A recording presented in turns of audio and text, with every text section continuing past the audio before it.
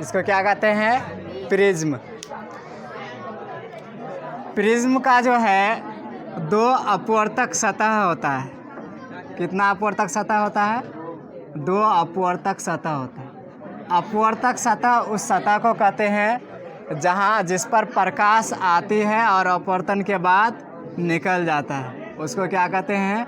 अपवर्तक सतह कहते हैं। तो जैसे ये प्रिज्म है तो इस प्रिज्म में एक ये अपवर्तक सतह है और एक ये अपवर्तक सतह है। ये दोनों सतह क्या है? ऐसे झुका हुआ है। कैसे है?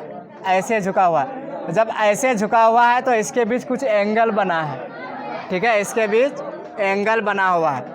तो यानी कि ये जो अपवर्तक सतह होता है 2 अपवर्तक समतल सतह होना चाहिए, ठीक है ना। अपवर्तक जो है समतल सतह जब ये झुक जाता है तो किसी खास कोण पर झुकता है।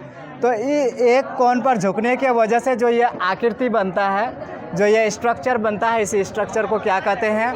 प्रिज्म कहते हैं। क्या कहते हैं? प्रिज्म कहते हैं। प्रिज्म के ये जो सतह है, ये वाला सतह और ये सतह, ये दोनों सतह क्या कहलाता है? अपवर्तक सतह कहलाता है, ठीक है। ये क्या होता है? प्रिज्म का अपवर्तक सतह होता है। क्या होता है? अपवर्तक सतह। अपवर्तक सतह। अपवर्तक सतह का मतलब ये है जैसे लाइट यहाँ से आएगा और यहाँ से ये करने के बाद अपवर्तन के बाद किधर भी निकल सकता है, जो भी है इस तरह से स्प्लिट हो जाता है। यानी कि जिस सतह पर आता है और अपवर्तन के बाद जिस सतह से निकल जाए, ये दोनों सतह क्या कहलाता है? अपवर्तक सतह कहलाता है। क्या कहलाता है? अपवर्तक सतह, ठीक है ना। अपवर्तक सतह। अब उसके बाद ये दोनों सतह एक एंगल पर झुका हुआ होता है, ठीक है। ये भी कोण है, इस कोण पर क्या होता है? झुका होता है। ये जो कोण बना, इस कोण को कहते हैं, इस कोण को क्या कहेंगे? इसको कहते हैं प्रिज्म कोण। इसको क्या कहते हैं? प्रिज्म का कोण। प्रिज्म का कोण, या फिर इसी को कहते हैं प्रिज्म का अपवर्तक कोण। क्या कहते हैं? प्रिज्म का अपवर्तक कोण। प्रिज्म का अपवर्तक कोण, ठीक है। तो प्रिज्म का अपवर्तक कोण कौन होता है? प्रिज्म के अपवर्तक सतह के द्वारा जो कोण बनता है उस कोण को क्या कहते हैं? प्रिज्म का अपवर्तक कोण कहते हैं। क्या ये कोण दिख रहा है? ठीक है, इसको कहते हैं प्रिज्म का कोण, ठीक है। प्रिज्म का कोण ही कहा जाता है। प्रिज्म का कोण ही होगा। कहाँ है?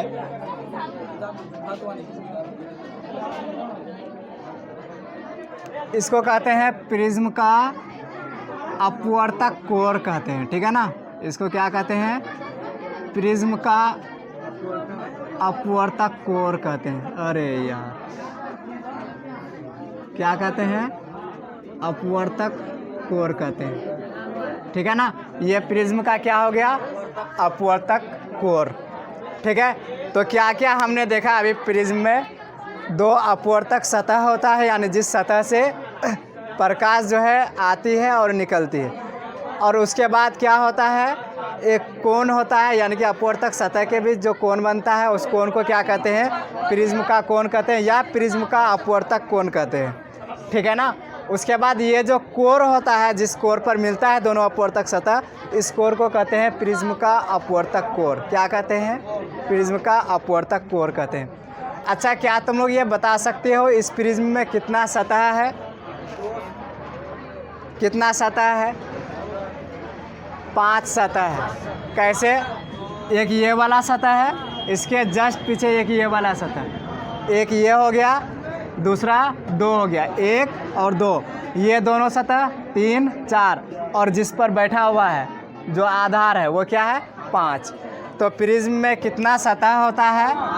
5 सतह होता है। कितना सतह होता है? 5 सतह होता है। या फिर सतह के जगह पृष्ठ भी लिखा हुआ रह सकता है, ठीक है ना। कि कितना सतह होता है? 5 सतह होता है। 5 सतह में तुम देखोगे कि 2 सतह तो त्रिभुजाकार है और बाकी जो 3 सतह है वो क्या है, आयताकार है। ठीक है ना। तो 5 सतह क्या होगा, 5 में 2 सतह जो होगा, 2 सतह त्रिभुजाकार होगा। 2 सतह क्या होगा, त्रिभुजाकार। 2 सतह क्या होता है, त्रिभुजाकार। और बाकी जो 3 सतह है, एक तो ये है और एक ये और इसके नीचे जिस पर वो बैठा हुआ है, तो 3 सतह क्या होता है, 3 सतह आयताकार होता है। कैसा होता है, आयताकार होता है। ठीक है। तो सतह कितना है, 5। 5 में से 2 सतह त्रिभुजाकार और उसमें से 3 सतह जो होगा वो क्या होगा, आयताकार होगा। क्या तुम लोग यहाँ बता सकते हो कि इसमें कितना किनारा है? किनारा और शीर्ष में अंतर है। किनारा ये वाला, ठीक है। तो गिनो कितना है। एक तो ये किनारा 1 हो गया, 2 हो गया और 3 हो गया। कितना किनारा हो गया, 3। एक यहाँ देखो 4 और एक 5 और एक ये 6। एक हो गया 7 और एक हो गया 8, 8 और एक 9। तो किनारा कितना होता है, 9 किनारा होता है। ठीक है। कितना किनारा होता है, 9 किनारा होता है। तो प्रिज्म में किनारा कितना होता है, 9। सतह कितना होता है, 5। ठीक है। 5 में से 2 सतह त्रिभुजाकार और 3 सतह आयताकार। अब इसमें ये बताओ कि इसमें शीर्ष कितना है। इसमें शीर्ष का मतलब है क्या, कहाँ जिस पॉइंट पर किनारा मिलता है। तो एक पॉइंट ये हो गया, एक ये हो गया शीर्ष, ये दूसरा, तीसरा, चौथा, ये 5वां और ये 6ठा। तो शीर्ष कितना होता है, 6 शीर्ष होता है। तो प्रिज्म में शीर्ष कितना होता है, 6 शीर्ष होता है। सतह 5, किनारा 9 और शीर्ष 6 होता है। ये किसका है, प्रिज्म का। अब उसके बाद इतना जानने के बाद अब हमको ये जान लेना चाहिए कि प्रिज्म होता क्या है। उसका डेफिनेशन लिख लेना चाहिए, परिभाषा लिखो। प्रिज्म का परिभाषा,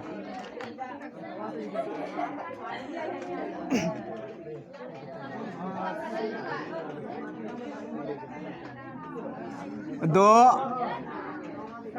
समतल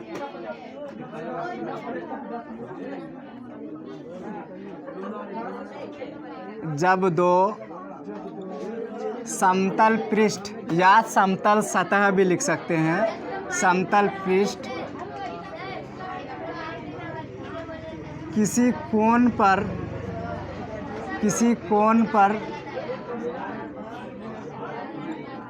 झुकता है तो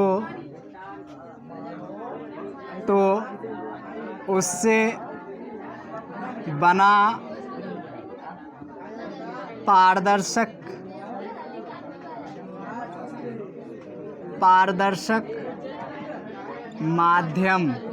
पारदर्शक माध्यम को, जब 2 समतल पृष्ठ किसी कोण पर झुकता है तो उससे बना पारदर्शक माध्यम को प्रिज्म कहते हैं। क्या कहते हैं, प्रिज्म कहते हैं।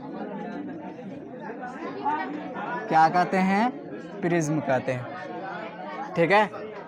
उसको क्या कहते हैं, प्रिज्म कहते हैं। फिगर नहीं उतारेगा, क्या है रे।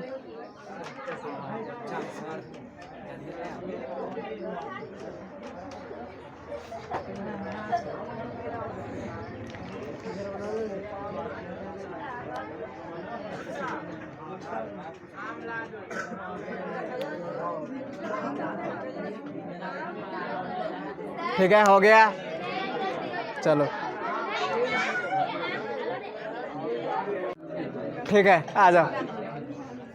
चलो, इससे पहले जो हम लोग कल जो क्लास किए थे वो क्या पढ़े थे, प्रिज्म का कोण कहते हैं। क्या कहते हैं, प्रिज्म का कोण। और ये क्या है, ये कोर है, अपवर्तक कोर इसको बोलते हैं। ठीक है, ये क्या है, अपवर्तक कोर। तो इसमें हमको बताना क्या था कि अपवर्तक सतह कौन होता है, और उसके बाद अपवर्तक कोण, उसके बाद फिर क्या अपवर्तक कोण, ये क्या होता है, ठीक है ना। तो इस कोण को हम लोग कहते हैं क्या, अपवर्तक कोण कहते हैं। हाँ ठीक है, प्रिज्म का अपवर्तक कोण कहते हैं इसको। क्या कहते हैं, प्रिज्म का अपवर्तक कोण, या सिर्फ सिंपली इसको क्या कहते हैं, प्रिज्म का कोण कहते हैं, ठीक है। क्या कहते हैं, प्रिज्म का कोण बोल सकते हैं, या फिर इसी को बोल सकते हैं प्रिज्म कोण डायरेक्ट बोल सकते हैं, ठीक है ना। और आपको ये बताए थे कि ये क्या है, अपवर्तक सतह है। क्या है, अपवर्तक सतह है। क्या है, अपवर्तक सतह, अपवर्तक सतह। तो आप लिखो कि अपवर्तक सतह क्या होता है, ठीक है ना। सब कोई कॉपी निकालो और साथ साथ लिखोगे अपवर्तक सतह क्या होता है, ठीक है ना। अपवर्तक सतह हेडिंग में लिखना प्रिज्म का अपवर्तक सतह। क्या लिखना, प्रिज्म का अपवर्तक सतह, प्रिज्म का अपवर्तक सतह, प्रिज्म का अपवर्तक सतह।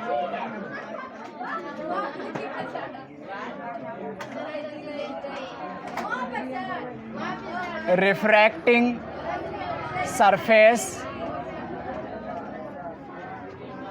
Of prism.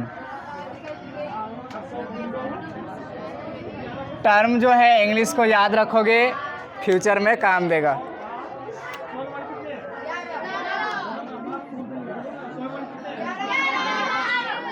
तो इसमें क्या होता है, प्रिज्म का अपवर्तक सतह दो होता है ना। प्रिज्म के जिस दो सतह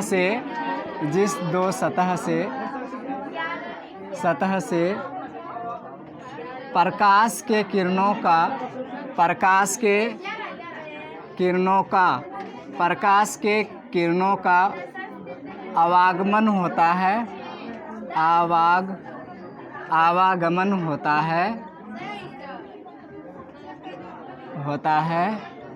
प्रिज्म के जिस दो सतह से, या जिन दो सतहों लिखना पड़ेगा क्योंकि दो है, ठीक है ना। जिस दो सतहों से प्रकाश के किरणों का आवागमन होता है उसे प्रिज्म का अपवर्तक सतह कहते हैं। उसे क्या कहते हैं, उसे प्रिज्म का अपवर्तक सतह कहते हैं, अपवर्तक सतह कहते हैं, सतह कहते हैं, ठीक है ना। दूसरा टर्म है क्या, प्रिज्म का अपवर्तक कोण, ठीक है। क्या है, प्रिज्म का अपवर्तक कोण, साथ साथ लिख रहे हो ना, ठीक है। प्रिज्म का अपवर्तक कोण, रिफ्रैक्टिंग एंगल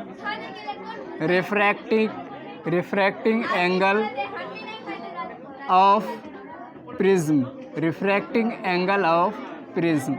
तो क्या होता है, ये दो सतह जिस कोण पर झुका हुआ होता है उसी को क्या कहते हैं, प्रिज्म का अपवर्तक कोण कहते हैं। अपवर्तक सतह, प्रिज्म का अपवर्तक सतह, अपवर्तक सतह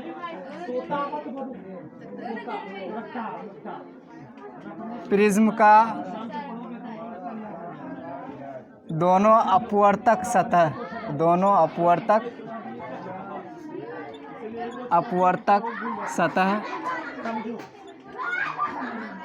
जिस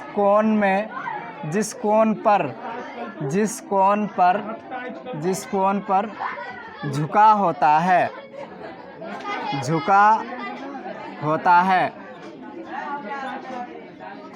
उसे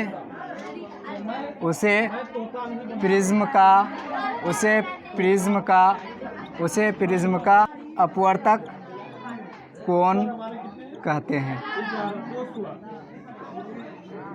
लिखो अपवर्तक कोण, प्रिज्म का अपवर्तक कोण भी लिख लो जब लिखते हैं तो। प्रिज्म का अपवर्तक कोण, अपवर्तक कोण रे किरण नहीं री, रिफ्रैक्टिंग अपवर्तक कोर।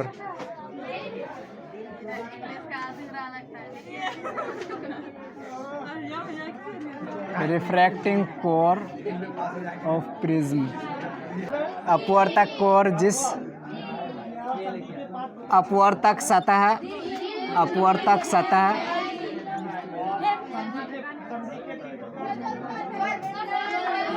जिस कोर पर जिस कोर से अपवर्तक सतह जिस कोर से जुड़ा होता है उसे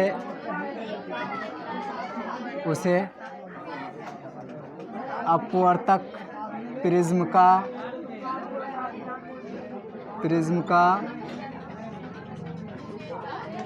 अपवर्तक कोर कहते हैं। क्या कहते हैं? अपवर्तक कोर कहते हैं।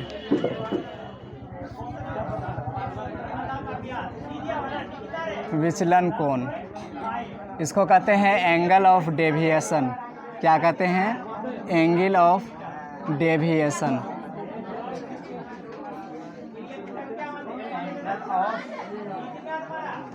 एंगल ऑफ डेविएशन लिख लिया, एंगल ऑफ डेविएशन या विचलन कोण।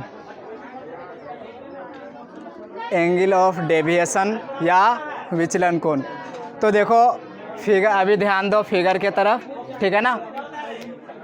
तो देखो अभी जो है हम लोग जो प्रिज्म बनाए थे वो 3D में था, ठीक है। अब जो है 2D में प्रिज्म को देखने का कोशिश करते हैं। जैसे प्रिज्म ये था ना, अब प्रिज्म को ऐसे रखते हैं, ठीक है ना। जब ऐसे रखेंगे तो सिर्फ हमको त्रिभुज वाला पार्ट दिखेगा, ठीक है। जैसे मान लो चूँकि ये कॉपी था तो ये ऐसे था, ठीक है। तो अब जो है हम ऐसे देख रहे हैं, प्रिज्म को ऐसे रख रहे हैं, ठीक है ना। तो दिखेगा क्या?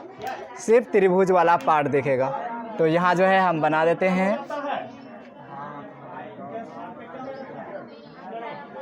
ये क्या है? प्रिज्म है। प्रिज्म में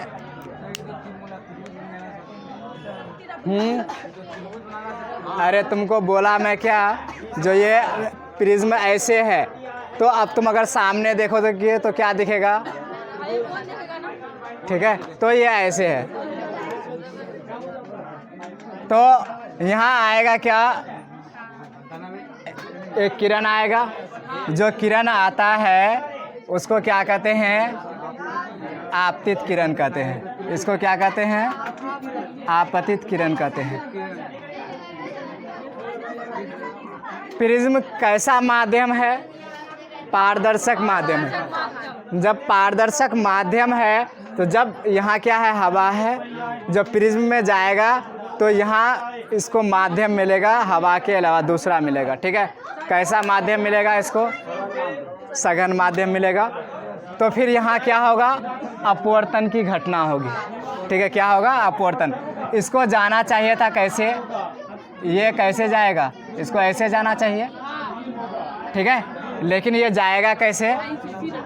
सीधा जाएगा, ठीक है। अपवर्तन के बाद ऐसा होगा।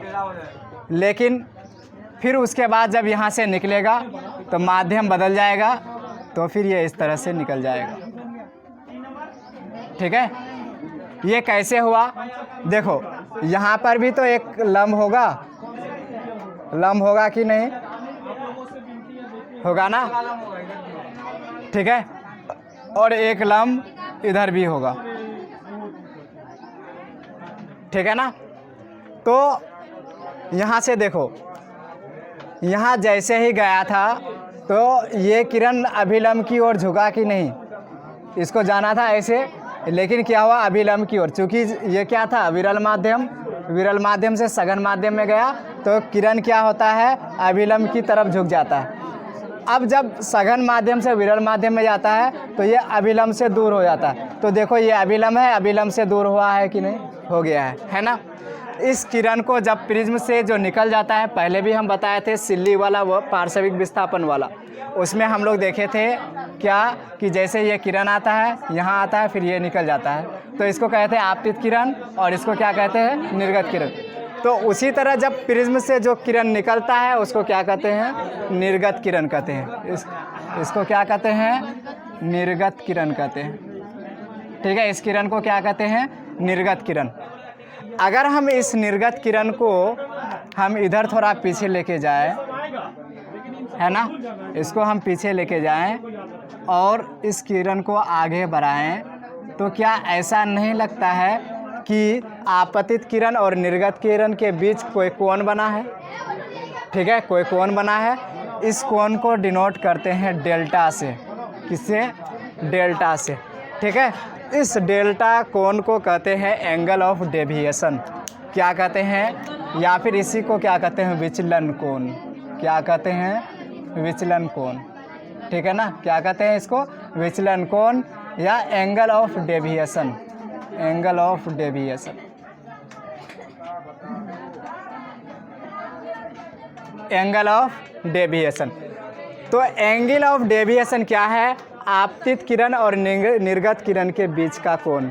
आपतित किरण और निर्गत किरण के बीच के कोण को क्या कहते हैं, विचलन कोण कहते हैं या एंगल ऑफ डेविएशन कहते हैं ना। इसका मतलब ये हुआ कि ये जो आपतित किरण है निकल रहा था, तो ये कितना एंगल से डेविएट हो गया, यानी कि कितना एंगल से विचलित हो गया, या फिर कितना एंगल से ये अपना रास्ता से भटक गया, या फिर अपना रास्ता से कितना जो है एंगल इधर झुक गया। इसी को क्या कहते हैं, एंगल ऑफ डेविएशन। ठीक है, विचलन कोण। समझ में आ गया क्या होता है विचलन कोण। तो विचलन कोण क्या होता है, आपतित किरण और निर्गत किरण के बीच के कोण को क्या कहते हैं, विचलन कोण कहते हैं। लिखो,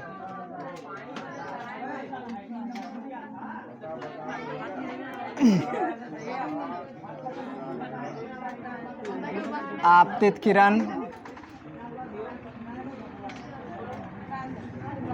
तथा निर्गत किरण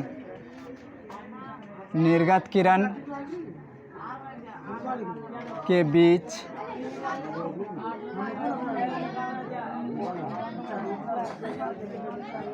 बना कोण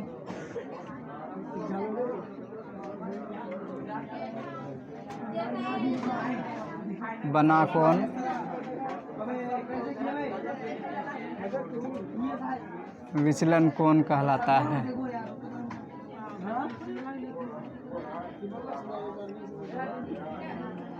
आपको बस विचलन कोण का डेफिनेशन पूछेगा और जो डेफिनेशन पूछेगा आपको फिगर भी बना के दिखाना है। ठीक है ना। आपतित किरण तथा निर्गत किरण के बीच बना कोण विचलन कोण कहलाता है।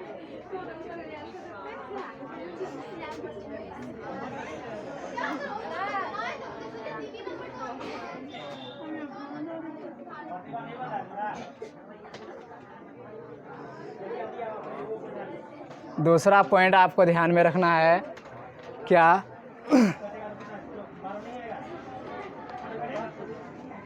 प्रिज्म का कोण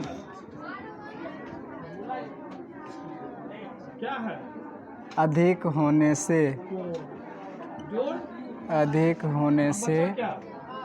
विचलन कोण भी अधिक होगा। विचलन कोण भी